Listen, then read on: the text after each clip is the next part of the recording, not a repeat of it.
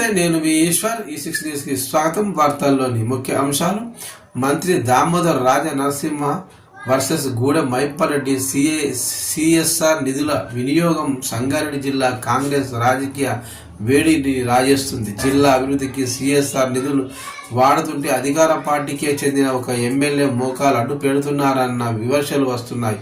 మంత్రి చొరవతో పరిశ్రమల యజమానులు అభివృద్ధి పనులో పాలు పంచుకుంటూ సిఎస్ఆర్ నిధులు వినియోగిస్తుంటే ఎమ్మెల్యే వెళ్ళి కలెక్టర్ను కలవడం హాట్ టాపిక్గా మారింది. ఆ క్రమంలో ఎమ్మెల్యేపై ఇటు మంత్రి అనుచరులు అటు కొంత పార్టీ నాయకులు కౌంటర్ అటాక్ మొదలుపెట్టారు. అసలు కార్పొరేషన్ సోషల్ రెస్పాన్సిబిలిటీ ఫండ్ కాస్త పొలిటికల్ రంగు ఎందుకు పులుముకుంది?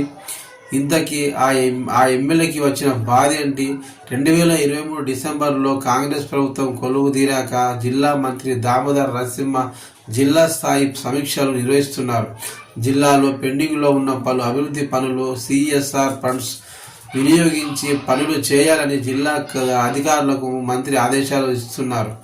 ఇండస్ట్రీ మేనేజ్మెంట్తో కొన్నిసార్లు మంత్రి కూడా ప్రత్యేకంగా భేటీ అయ్యారు. జిల్లా అభివృద్ధిలో పరిశ్రమ యాజమాన్యాలు భాగస్వామ్యం కావాలని సూచిస్తున్నారు. తమ వంతు సహకారం ఎప్పుడూ ఉంటుందని పరిశ్రమ వర్గాలు స్పష్టం చేస్తున్నాయి. పడంచెరు నియోజకవర్గంలో ఉన్న పరిశ్రమల నుంచి వచ్చే సిఎస్ఆర్ ఫండ్స్ తమ నియోజకవర్గ అభివృద్ధికే కేటాయించాలని ఎమ్మెల్యే తన వినతి పత్రంలో కోరిండట.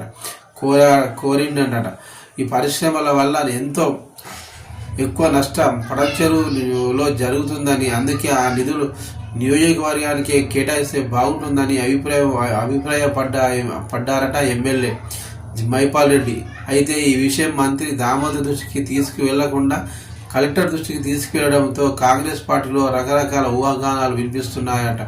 ఎమ్మెల్యే మంత్రి దామోదర్ మధ్య కోల్డ్ వార్ నడుస్తుందన్న చర్చ ఇప్పుడు జిల్లా వ్యాప్తంగా జరుగుతుందని సమాచారం.